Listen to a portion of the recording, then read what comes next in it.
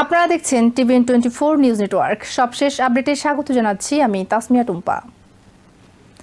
ইরানের চলমান সরকার বিরোধী বিক্ষোভের সঙ্গে যুক্ত থাকার অভিযোগে আটক ২৬ বছর বয়সী ইরফান সুলতানিকে গ্রেপ্তারের মাত্র কয়েকদিনের মধ্যেই মৃত্যুদণ্ড দেওয়ার দাবি করে তার পরিবার ও মানবাধিকার সংগঠনগুলো।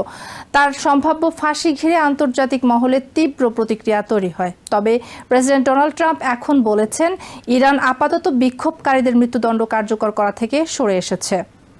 গত বৃহস্পতিবার তেহরানের পশ্চিমে ফারদিস শহরের নিজ বাড়ি থেকে গ্রেফতার করা হয় ইরফান সুলতানিকে। দেশজুড়ে অর্থনৈতিক সংকট, মুদ্রার পতন ও জীবনযাত্রার ব্যয় বৃদ্ধির প্রতিবাদে চলমান বিক্ষোভে অংশ নেওয়ার অভিযোগ আনা হয় তার বিরুদ্ধে।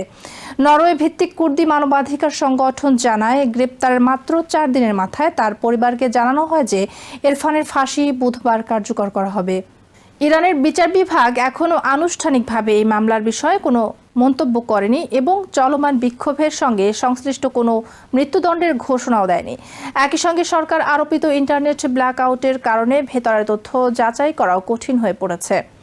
মানবাধিকার সংগঠনের মতে, ফারদিস কারাজ এলাকার একটি কাপড়ের দোকানের মালিক ইরফান সুলতানিকে গ্রেপ্তারের পর কোনো আইনজীবীর সঙ্গে দেখা করার সুযোগ দেওয়া হয়নি।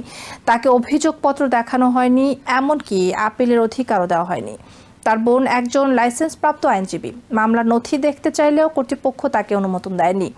সিএনএনকে দেওয়া এক সাক্ষাৎকারে নিরাপত্তাজনিত কারণে পূর্ণ নাম প্রকাশ না করা এক আত্মীয় সোমাইয়া বলেন, ইরফান খুবই দয়ালু ও মানবিক একজন মানুষ। তিনি সবসময় ইরানের মানুষের স্বাধীনতার পক্ষে কথা বলেছেন।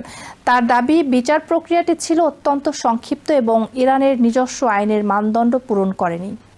আমেরিকার স্টেট ডিপার্টমেন্ট এক্স-এ লিখেছে, এবার ইসলামিক রিপাবলিক এমনকি তাদের চিরাচরিত 10 মিনিটের ভুয়া বিচারও করেনি।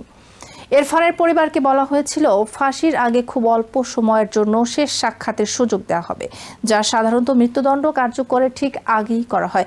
তবে গ্রেপ্তারের পর থেকে তিনি পরিবারের কারো সঙ্গে যোগাযোগ করতে পারেননি। মানবাধিকার কর্মীরা বলছেন, ইরফানের মতো আরও অনেক মানুষ একই অবস্থায় থাকতে পারেন, কিন্তু ইন্টারনেট বন্ধ থাকায় তা নিশ্চিত করা যাচ্ছে না।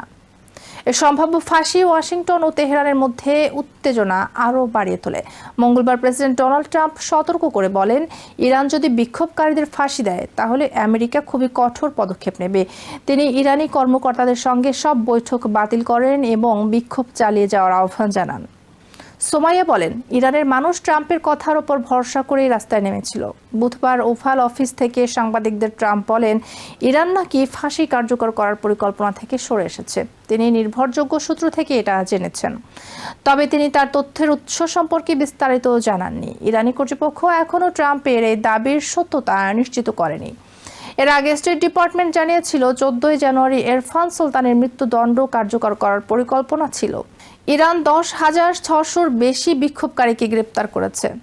ইরানের অ্যাটর্নি জেনারেল মোহাম্মদ মুফাহেদি আজাদ বলেছেন, যাদের তিনি সন্ত্রাসী বলে আখ্যা দিয়েছেন তাদের বিরুদ্ধে কোনো দয়া বা ছাড় ছাড়াই ব্যবস্থা নেওয়া হবে। ইসলামিক রেভলিউশনারি গার্ড কোর জানিয়েছে, তাদের গোয়েন্দা নেটওয়ার্কে প্রায় 400,000 জনসাধারণের প্রতিবেদন এসেছে, যার কিছু ক্ষেত্রে গ্রেপ্তারও হয়েছে। আমেরিকা ভিত্তিক HRANA বলছে, এখন পর্যন্ত অন্তত 2,417 জন বিক্ষোভকারী নিহত হয়েছেন। নিহতদের মধ্যে 12 জন শিশু ও 10 জন নিরস্ত্র বেসামরিক নাগরিক রয়েছেন। পাশাপাশি প্রায় 150 জন নিরাপত্তা বাহিনীর সদস্য নিহত হয়েছেন। গ্রেপ্তার হয়েছেন অন্তত 18,434 জন। মানবাধিকার সংগঠন বলেছে, ইরফানের মামলাটি আন্তর্জাতিক মানবাধিকার আইনের সুস্পষ্ট লঙ্ঘন এবং মৃত্যুদণ্ডকে ভয় দেখানোর হাতিয়ার হিসেবে ব্যবহার করা হচ্ছে। 2022 সালের নারী জীবন স্বাধীনতা আন্দোলনের সঙ্গে সংশ্লিষ্ট মামলায় গত 3 বছরে অন্তত 12 জনকে ফাঁসি দেওয়া হয়েছে। সেই আন্দোলন শুরু হয়েছিল মাহসা আমিনীর পুলিশি হেফাজতের মৃত্যুর পর। মানবাধিকার সংগঠনগুলোর মতে, সর্বশেষ এমন ফাঁসি কার্যকর হয় গত সেপ্টেম্বর, যখন ইস্পাহানের মেহরান বাহরামিয়ানকে ঝুলিয়ে হত্যা করা হয়। ইরান হিউম্যান রাইটস জানিয়েছে, স্বীকারোক্তি আদায়ে তাকে নির্যাতন করা হয়েছিল এবং ন্যায্য বিচার দেওয়া হয়নি। বর্তমান বিক্ষোভ ইরানের 31টি প্রদেশের 180টির বেশি শহরে ছড়িয়ে পড়েছে। শুরুতে অর্থনৈতিক দাবিতে হলেও দ্রুতই তা রাজনৈতিক পরিবর্তনের দাবিতে রূপ নেয়, যা 1979 সালের ইসলামিক বিপ্লবের পর সবচেয়ে বড় চ্যালেঞ্জ হিসেবে দেখা হচ্ছে।